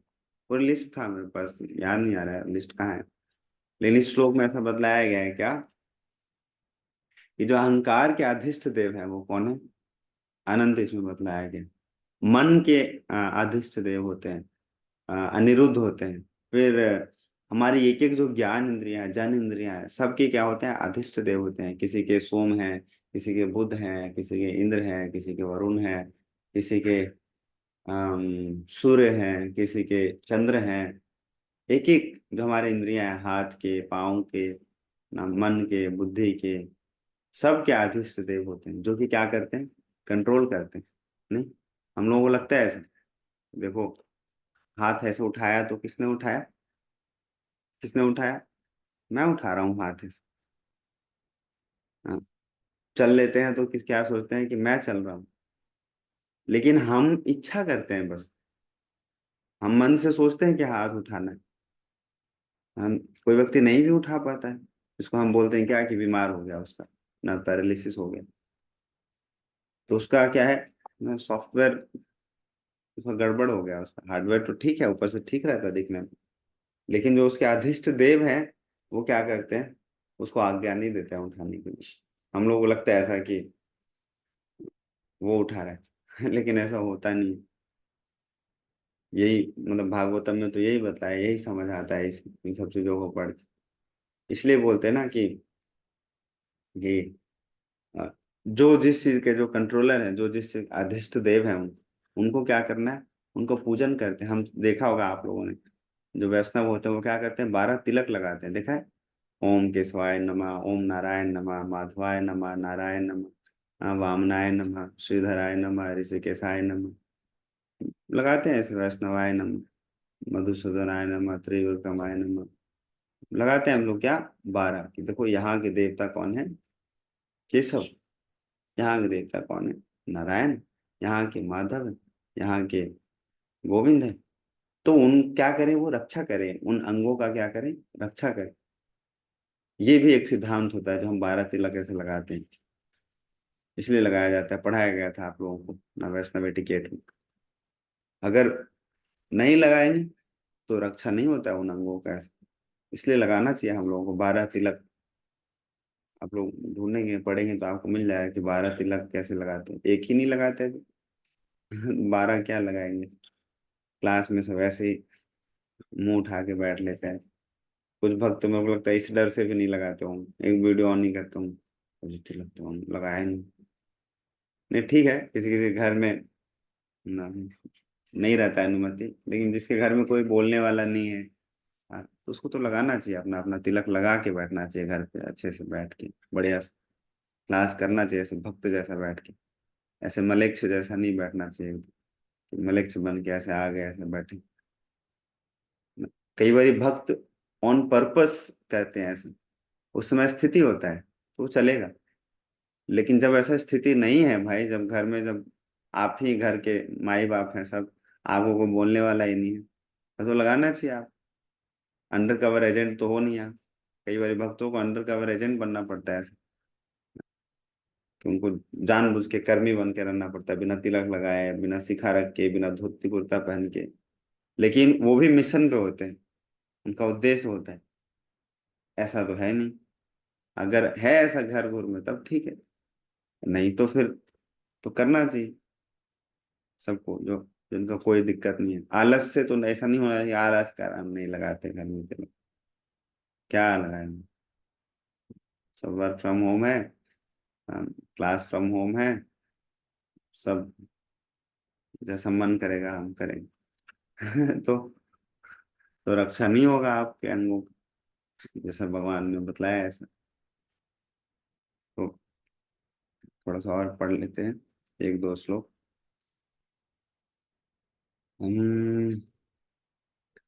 कीर्तत्वं कारणत्वं च कार्यत्वं च इति लक्षणम् शान्तघोरविमूढत्वम् इति वा स्यात् अहंकारे। यह अहंकार कर्ता, कारण तथा कार्य के लक्षणों वाला होता है। सतो, रजो तथा तमो गुणों के द्वारा यह जिस प्रकार प्रभावित होता है, उसी के अनुसार यह शांत, क्रियावान या मंद लक्षण वाला माना जाता है। इसमें भी थोड़ा सा हम एक पैराग्राफ इसका हम तात्पर्य पढ़ेंगे। ठीक है, गौरव वेदी प्रभु पढ़ो,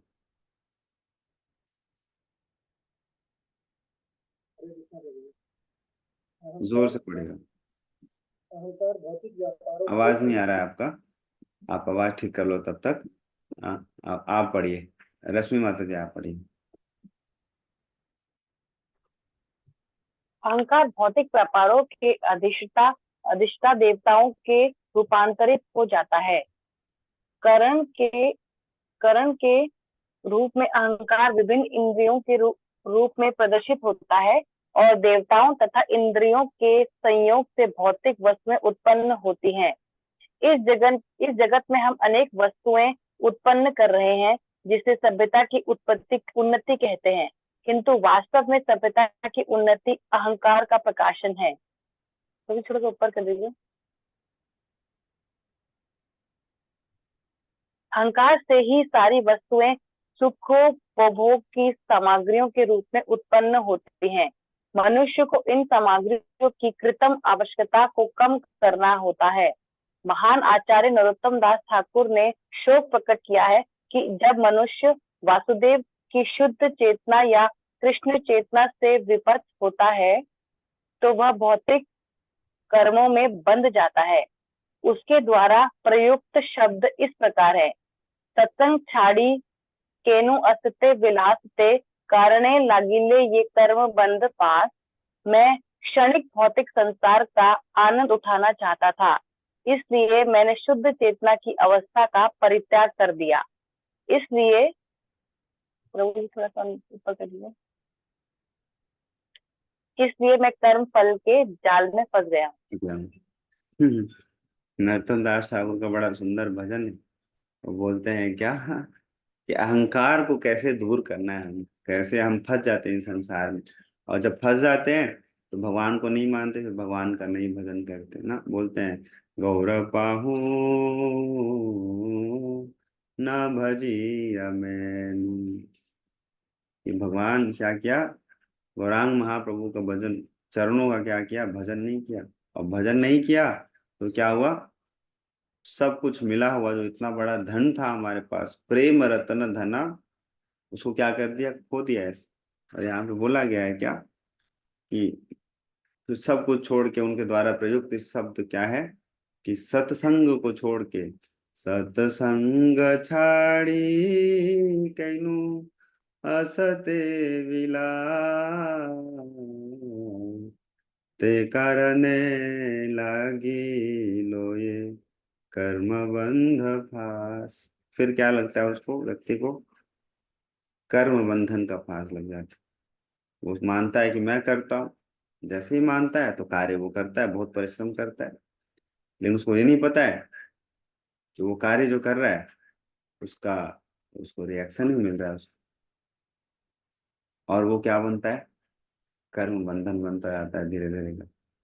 और वो कर्म बंधन के फांस में फिर वो क्या होता है, फंस जाता है।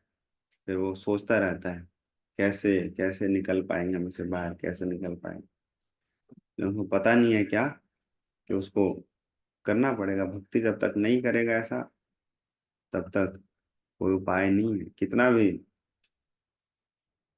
उपाय कर लो सब कुछ क्या होता है, सब फेल हो जाता है। नरोत्तम दास ठाकुर बोलते हैं ना इस भजन में क्या कि अधन जतन कर धन त्यागनु, अपने कर्म दोष अपने डोबिनु। सब कुछ छोड़ छाड़ के, सब कुछ जो जतन किया, सब कुछ क्या किया, अपना ही अपने आप को डुबाया, अपना कुल्हाड़ी अपने पैर में मारा है, कि कोई और आके नहीं मारा हमारे पैर पे कुल्हाड़ी, कोई और मार दिया, किसी को दोष दे दे हम कि तुमने क्यों मारा भाई, तुमने क्यों मारी बहन, हमने खुद मारा अपने पैर पे कुल्हाड़ी। और फिर ये सब शुरुआत कहाँ से, शुरुआत अहंकार से है। जब हम अपने आप को कैसे गलत आइडेंटिफाई करते, तो इस तरीके से क्या होता है,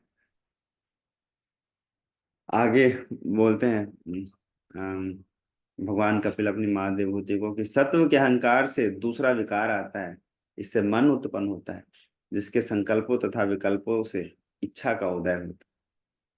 कैसे देखो ना, ये ऐसा गेम खेला है आपने, ऐसा जो सर्कल होता है, ऐसा छोटा छोटा ऐसे बड़ा बड़ा स्पाइरल वाला, ऐसे ऐसे धीरे धीरे धीरे धीरे करके और बड़ा होता जाता है सर्कल, देखा है ऐसा फोटो, देखा है ना। वो कॉन्सेंट्रिक सर्कल्स नहीं होते हैं ऐसा, लेकिन वो स्पाइरल होता है, धीरे धीरे धीरे धीरे करके ऐसे बढ़ता जाता है। अगर उसमें घुस गया एक बार ना, जितना आगे चले गए उतना गया, उतना फंस गया। इसलिए क्या करना है, शुरू में निकल गए तो निकल गए, बाद में बड़ा मुश्किल है। जितना शुरुआत में रोकना है अपना, ब्रेक लगा दो गाड़ी में। इसलिए भगवत गीता में बोला है दूसरे अध्याय के ना 62-63 श्लोक में क्या, उस श्लोक में शिक्षा दिया है कि जब व्यक्ति का पतन होता है ना, 8 जो स्तर बतलाए गए हैं कैसे व्यक्ति का पतन होता है, तो जितना शुरुआत में रोकना है रोक लो। ध्यायते विषयान पुंसा संगस्ते सुपजायते, संगात संजायते कामा, काम क्रोध विजायते। इसके पहले रोकना है रोक लो, नहीं तो गाड़ी और आगे बढ़ जाएगी। अभी क्रोधात भक्ति सम्मोह, सम्मोहात स्मृति विभ्रमा, स्मृति भ्रंशात बुद्धि नाश, बुद्धि नाशत प्रणश्यति, फिर गेम ओवर। तो जितना शुरू में रोकना है, इसलिए हम लोगों को क्या करना है, मतलब ध्यान, ध्यायते विषयान पुंसा, विषय वस्तु पर अपना ध्यान ही नहीं लगाना है, देखना ही नहीं उधर ज्यादा। अपना देखने का मतलब, ध्यान का मतलब आंखों से, कानों से, अपनी इंद्रियों से, ज्ञान इंद्रियों से के संपर्क में नहीं लाना उसको ज्यादा। अगर ले आए तो क्या नहीं करना है, अगर मान लो गलती से जा रहे थे रास्ते पे, बिल बोर्ड दिख गया ऐसे, अब क्या कर सकते हैं, दिख गया तो हाईवे पे, अब क्या आंख बंद करके गाड़ी तो हम चलाएंगे नहीं, तो इतना तो मान के चलना है, तो ये तो ध्यायते तो हो जाएगा। देख लेंगे हम, लेकिन क्या नहीं करना है, संगस तेसु उपजायते, उसका संग नहीं करने का, बार बार ध्यान कॉन्टेम्पलेट कर रहे हैं बार बार, ये बड़ा बढ़िया था वो तो, वो वाला बहुत बढ़िया था, वो बहुत बढ़िया था, वो वाला गाना नया वाला निकला है ना, वो बहुत बढ़िया है। हाँ, वो वाला जो जो वहां का घर का ऐड लगाया है ना, वो बहुत बढ़िया है। ये नहीं करना है। संगास तेसु उपजायते, संगात संजायते काम। अगर संग कर लिया ज्यादा देर तक तो फिर क्या होगा, इच्छा आएगा, काम इच्छा, भोग करने की, कि काश वो मेरा हो जाता, मेरे पास होता वो। अच्छा वस्तु किसके लिए है? मेरे लिए है, किसी और के लिए अच्छा वस्तु नहीं होता है। हमारा अभी इतना चेतना नहीं है कि अच्छा वस्तु किसके लिए होना चाहिए, भगवान के लिए। ऐसा चेतना अगर हो जाएगा जिस दिन, तो हम बहुत बड़े भक्त बन जाएंगे कि अच्छा वस्तु किसके लिए, भगवान के लिए। भक्ति का एक ये भी एक परिभाषा है कि हर अच्छा चीज क्या होना चाहिए, भगवान के लिए। लेकिन हम करते हैं ऐसे, कर पाएंगे ऐसे? ये उदाहरण देता हूं मैं आपको कि भक्ति करना ही चाहते हैं सब तब, जब दांत निकल जाएंगे चार, जब बाल सारे सफेद हो जाएंगे, जब जब एक डंडा से भी नहीं चल पा रहे, दो डंडा ले लेंगे ऐसा। या कुछ लोग तो सोचते हैं जब व्हील चेयर में बैठ जाएंगे बढ़िया सा, तब करेंगे। जब जवान थे तब किसको भोग लगाया, माया को भोग लगाया अपना शरीर। जब बुजुर्ग हो गए, सड़ा केला है, तो उसको किसको दो, भगवान के राधा दामोदर के चरणों में फेंक दो। भगवान अब आप ही मुक्ति दिलाओगे, बहुत भोग कर लिया है, अब बंद कर दीजिए उसको, पानी गिरेगा नहीं, बंद कर दीजिए। ये सिम्टम है हमारा। जवानी है ना जब, तब ना ताजा फूल भगवान को ऑफर करना चाहिए। बुढ़ापा में क्या करेगा, भगवान भी नाक बंद के बैठे रहेंगे। सड़ा फल दिया, सड़ा फूल दिया, अरे यार जब सब त्याग दिया, बाल बच्चा फेंक दिया निकाल कर, ससुराल वाले फेंक दिए, मायके वाले ने त्याग कर दिया, सब सबने त्याग कर दिया है, तब कहाँ आए हो किसके पास, मेरे पास। हालांकि भगवान बहुत दयालु है, भगवान तब भी स्वीकार करते हैं, बोलते हैं आ जाओ चलो, भाव ठीक है तुम्हारा, कम से कम देर आए दुरुस्त आए, आए तो सही। लेकिन हमारा क्या होना चाहिए, जब सबसे अच्छा स्थिति में है, तब भगवान को भोग लगा। कुछ लोगों का आदत होता है ऐसा, देखा है, जब घर में रखे रहेंगे बहुत सारा चीज खाने का पीने का, एकदम खराब होने वाला स्थिति में आएगा ना, तब वो फिर उनके दिमाग में आता है क्या, फूड फॉर लाइफ कर देते हैं, बांट दो चलो। जब तक ठीक ठीक रहेगा ना तो बांटेंगे नहीं ऐसे, जब खराब आ जाएगा ना, खराब होने के स्तर पे होगा तो बांट। उसमें बड़ा सतर्क होना चाहिए, सोचना चाहिए। हमारे आश्रम में आते हैं मंदिर में कि अच्छा हमारे हमारे यहाँ वो ना पिताजी बड़े अच्छे भक्त हैं ऐसे भगवान के, तो आप रखते हो यहाँ पे, रख लोगे? हम बोले पिताजी को क्यों रखेंगे, आप ही रह जाओ पहले, आप रह लो। नहीं नहीं, हम तो नहीं रख सकते, पिताजी को रखने। ओल्ड एज होम नहीं मिल रहा है तो आश्रम में जमा करा दो। बांटना था, मतलब जब खराब हो गया ना, तब दिल में उदारता आ गया कि सेवा करेंगे, वो बहुत ज्ञानी है, बहुत पढ़े हैं, संस्कृत आता है उनको, आते हैं ऐसे बहुत सारे लोग हमारे। हमको ऐसा नहीं कि आनी चाहिए संस्कृत पढ़ने वाले। हम वैसे भी सेवा कर सकते हैं, लेकिन ये हमको गुमराह करके मत आप जाइए। भगवान तो हमसे और ज्यादा होशियार है। तो आप सोचिए भगवान कितना उनको समझ आता होगा, कितना हम चीटिंग करते हैं भगवान के साथ, बोल बोल के नहीं कि मतलब भगवान देखो हम बहुत बड़ा भक्त हैं तुम्हारे, भक्त बहुत सेवा करते हैं हम तुम्हारे। भगवान को पता है। अपने लिए बढ़िया एकदम राजमहल बनाते हैं, भगवान के लिए घर के कोने में कोठरी में एकदम, जहाँ चूहा भी घुसने में उसका ना छिल जाए शरीर। ऐसे जगह पे एक छुटकू सा मंदिर बना देते हैं, ले वाला अपने लिए। तो हम तो प्रभु ना बिजनेस क्लास में घूमते हैं, लेकिन तू कहाँ रह ले, जहाँ बिल्ली नहीं नहीं घुस सकती दूध पीने के लिए, उस स्थान पे कोने में रखते हैं। मतलब ऐसा स्थिति है हम लोग। हम रहेंगे बढ़िया सा, लेकिन हमारे खाने पीने के लिए सब कुछ होना चाहिए, लेकिन दान नहीं करेंगे। दान कैसे करते, अपना खून पसीना का लगाया सब, तो कैसे देते हम तुम?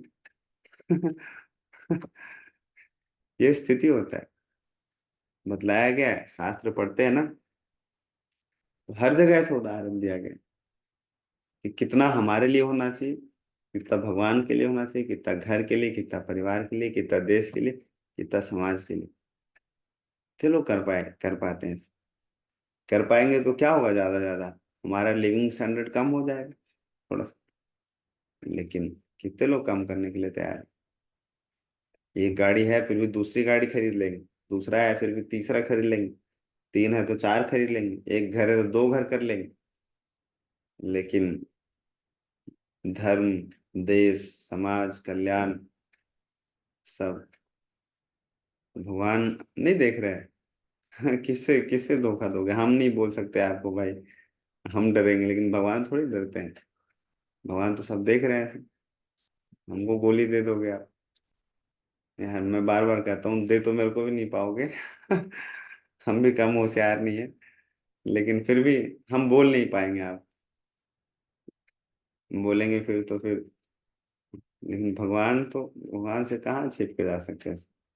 भगवान को सब पता है, कौन से बैंक में, कौन से खाते में कितना है, कौन से तिजोरी में कितना है, कौन से जमीन में गड्ढा खोद के कहाँ छिपाया है आपने, कौन से नोट का कहाँ गठरी बांधा है, सब पता है भगवान। तो भगवान निकालेंगे, भगवान को पता है कैसे कैसे कब कितना कितना निकालना है। इसलिए भगवान कैसे है, यही है जो शुरू शुरू में पढ़ा, परमात्मा और काल। परमात्मा मैं हूँ। मेरे बताने से दे दो तो ठीक है, नहीं तो फिर काल बन के लेते हैं भगवान अंत में, तो बहुत दुखदाई होता है। नहीं, फिर वहां पे फिर काल कैसे लेता है? तो वो तीन व्यक्ति भेजता है, तीन तीन सेवक भेजते हैं यमराज जी के द्वारा अपने एजेंट से। पर्सनली नहीं आते हो, एजेंट भेजते हैं। मनसा वाचा कर्मणा, और तीनों हिसाब किताब लगाते हैं। तो रहेगा तो उतना ही, हमारे पास जितना रहना है। इसलिए करना क्या चाहिए, खूब जितना कर सकते उतना सेवा करिए, तन से, मन से, धन से, बुद्धि से, जिस तरीके से जितना कर सकते हैं उतना करना चाहिए। मैक्सिमम सेवा भगवान के भक्तों का। नहीं तो देखो होना तो वही है, क्या वही जो होना है वही होगा, आप कितना भी प्रयास कर लो। कहानी सुना है वो वाला? हाँ, बहुत नोट जमा किया, बंदर आके उड़ा गया सारा। फिर बताया बाद में कि शिकायत किया कि भगवान देखो ये तो नाइंसाफी है तुम्हारा। वो दूध बेचता था पानी मिला मिला कर, पढ़ा है बचपन में, कहानी पढ़ा था, फर्स्ट क्लास सेकंड क्लास में आता था। एक एक दूध वाला था, वो क्या करता था, घर से 5 किलो दूध ले जाता था और नदी से 5 किलो पानी मिला के ना। शहर वालों को तो वैसे भी अकल नहीं होता, बुद्धि नहीं होता है, उसको पता नहीं चलेगा कि कौन सा दूध सही है कौन सा। तो गांव से शहर जाके 5 का 10 करके बेचता था, बहुत पैसा कमा लिया। जब पैसा लेके आ रहा था तो उसको बहुत नींद लग गया, सो गया। बंदर ने क्या किया, पूरा नोट उठाया, कुछ तो उड़ा दिया, कुछ फाड़ के फेंक दिया। तो उतना फाड़ के फेंका है जितना पानी का था। और उड़ा दिया उतना जो ठीक वाला था, तो जो उसने चुना उसको वो मिल गया, बाकी का फटा हुआ का क्या ही करेगा। उस समय वो सिस्टम नहीं चलता था आरबीआई में कि फटा हुआ वाला नोट हटा के भी चला लेंगे वहां पे, वो बर्बाद हो गया सर। देखो बचना उतना ही, इसलिए क्या करना चाहिए, सब सेवा। ये नहीं सोचना चाहिए कि हम पुत्र के लिए रखेंगे, परिजन के लिए रखेंगे। चाणक्य पंडित क्या कहते हैं जानते हो? चाणक्य पंडित कहते हैं देखो, अगर आपका पुत्र अगर है संस्कारी, तब तो उसके लिए वैसे भी धन रखने की जरूरत नहीं, तो ज्ञान और संस्कार दीजिए। अगर संस्कारी नहीं है तो आप उसको सोने का दीवार दे दो, वो खा के उसको खोखला करके छोड़ देगा, फिर भी बोलेगा पापा और कहीं है कुछ खजाना, और कोई पासवर्ड है, कोई लॉकर है, और कुछ शेयर है कहीं पे। तो इसलिए ज्ञान और संस्कार देना चाहिए। ये नहीं सोचना चाहिए कि हम वहां कोठी छोड़ देंगे, वहां छोड़ देंगे, वो वाला छोड़ देंगे, कोई फायदा नहीं होने वाला है। चाणक्य पंडित बहुत बड़े ज्ञानी पुरुष हैं, तो उनके मार्ग पे चलना चाहिए हम।